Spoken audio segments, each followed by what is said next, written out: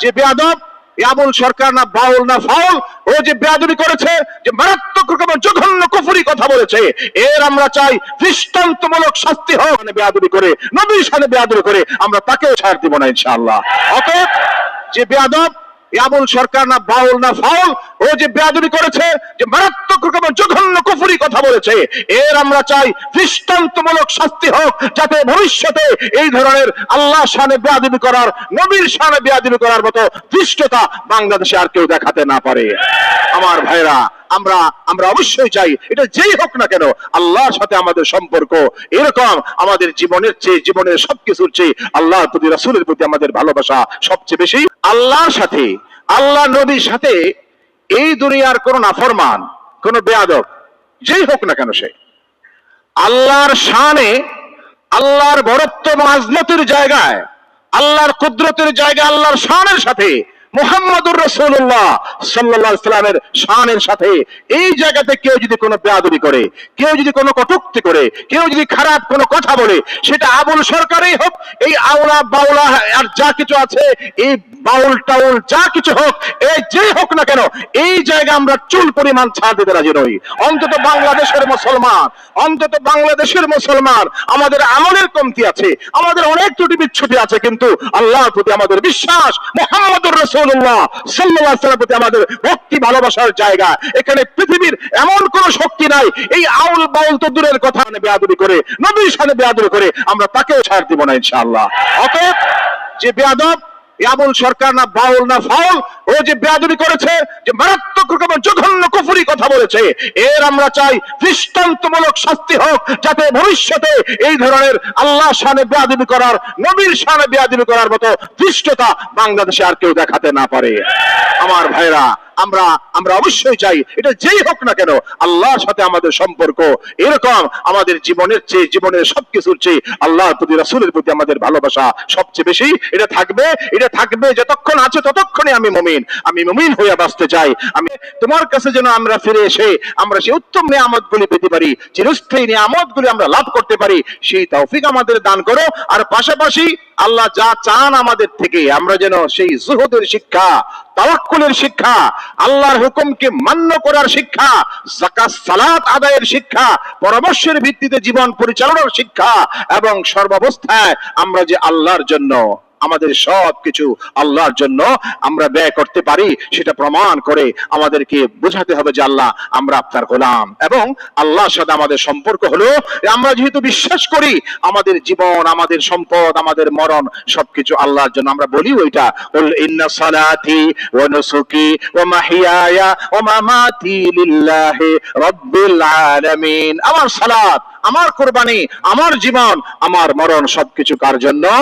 আল্লাহর জন্য। যে আল্লাহর জন্য আমার সবকিছু, সে আল্লাহর প্রতি আমার ভক্তি, বিশ্বাস, ভালোবাসা এত বেশি, তার জন্য আমি সব দিতে পারি, তার জন্য আমার সব ব্যয় করতে, কোরবানি করতে আমার দ্বিধা নাই, সংকোচ নাই। প্রতিটা মুমিনের মানসিক অবস্থা এটাই হওয়া কাম্য, এটাই হওয়া উচিত। এর বাইরে আর কোনো পথ নাই। প্রতিটি মুমিনের কথা হচ্ছে, আমি আল্লাহর জন্য, আমার জীবন আল্লাহর জন্য, সবকিছু আল্লাহর জন্য, কাজেই আল্লাহর জন্য আমি সবকিছু দিতে চাই। এবং সে আল্লাহর সাথে আমার মহব্বতের, ভালোবাসার সম্পর্ক কত, ওয়াল্লাযীনা আমানু আশাদ্দু হুব্বান লিল্লাহ। একজন ঈমানদার আল্লাহর প্রতি তার মহব্বত, দুনিয়ার বস্তু সামগ্রী যা কিছু আসবাব উপকরণ সবকিছুর চেয়ে আল্লাহর সাথে তার মহব্বত সবচেয়ে বেশি। কারণ যিনি রব্বুল আসবাব, যিনি আমার মালিক, যিনি আমার জীবন দিয়েছেন, যার হাতে আমার মৌত, তিনি আমার সবচেয়ে কল্যাণকামী, তিনি আমার প্রতি সবচেয়ে দয়ালু, তিনি আমার প্রতি মেহেরবান। অতএব তার জন্য আমি সব দিতে প্রস্তুত। এরপরেই আল্লাহর পরেই আমাদের ভালোবাসা কার প্রতি? আল্লাহর পয়গম্বর আখির নবী মুহাম্মদুর রাসূলুল্লাহ সাল্লাল্লাহু আলাইহি ওয়াসাল্লামের প্রতি। কারণ তার প্রতি মহব্বত, ভালোবাসা থাকলেই পরে আমরা মুমিন, এটা থাকতেই হবে। মুহাম্মদুর রাসূলুল্লাহ সাল্লাল্লাহু আলাইহি ওয়াসাল্লামের প্রতি আনুগত্য প্রকাশের মাধ্যমে, তার সুন্নাহর ইত্তিবা করার মাধ্যমে, তার সুন্নতের ইত্তিবা করার মাধ্যমে তার প্রতি আমাদের ভালোবাসা দেখাতে হবে, প্রমাণ করতে হবে যে আমরা তাকে ভালোবাসি। এবং কতটুকু ভালোবাসি? সম্পদের চেয়ে, সন্তানের চেয়ে, পৃথিবীর সকল মানুষের চেয়ে। এমনকি আন-নাবিয়্যু আউলা বিল মুমিনিনা মিন আনফুসিহিম, জীবনের চেয়েও, আমাদের জীবনের চেয়েও আল্লাহ রাসূল আমাদের কাছে বেশি প্রিয়। আল্লাহ রাসূল আমাদের কাছে সবচেয়ে বেশি প্রিয়।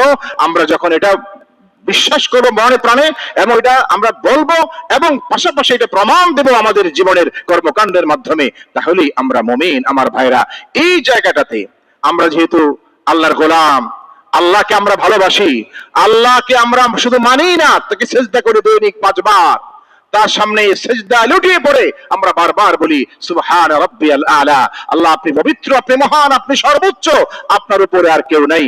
আল্লাহু আকবার মিন কুল্লি শাই, আল্লাহ সবার বড়। এবং আল্লাহর তাওহীদকে আমরা বিশ্বাস করি, আল্লাহর সাথে কোনো শরীক নাই। যতক্ষণ তাওহীদে বিশ্বাস করবে ততক্ষণই সে মুমিন।